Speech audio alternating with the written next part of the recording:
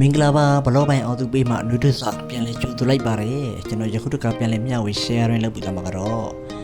မလေးရှားနိုင်ငံကွာလာလမ်ပူမြို့တော်ရဲ့ KNCC တာဝါကြီးရဲ့နောက်ကျောမှာဘာတွေရှိလဲဆိုတာကျွန်တော်လည်းအတူတူဗီဒီယိုဘလော့လေးကိုအဆုံးထိကြည့်ရှုလိုက်ရအောင်မင်္ဂလာပါယခုတခါကျွန်တော်ရောက်ရှိနေတဲ့နေရာလေးကတော့ကျွန်တော်တို့တွေမလေးရှား KNCC ထွန်းတာဝါကြီးရဲ့နောက်ကျောမှာတည်ရှိတဲ့ပန်းချံဦးရင်အပန်းဖြေကစားကွင်းကြီးတွေကိုရောက်ရှိနေတာပဲဖြစ်ပါတယ်အဲဒါဆိုရင်ရှေ့ကိုဆက်ပြီးတွားကြည့်လိုက်အောင်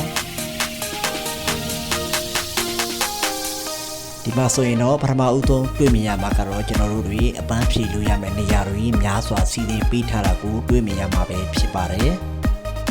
မလေးရှားကိုရောက်မယ်ဆိုရင်ကွာလာလမ်ပူ KNCC ကိုမရောက်အောင်တွားလေကြဖို့လည်းတိုက်တွန်းပါတယ်နေရာရှုခင်းတွေ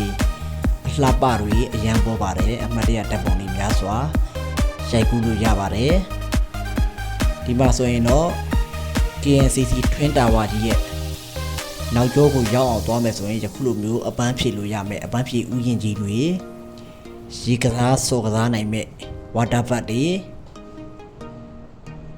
အမှတ်တရဓာတ်ပုံရိုက်ကူးလို့ရမယ်နေရာလှပရှုခင်းတွေကိုတဝါကြီးကြည့်ရှုခံစားလို့ရသလိုဓာတ်ပုံအလှပတွေအမှတ်တရတွေလည်းများစွာရိုက်ကူးလို့ရပါတယ်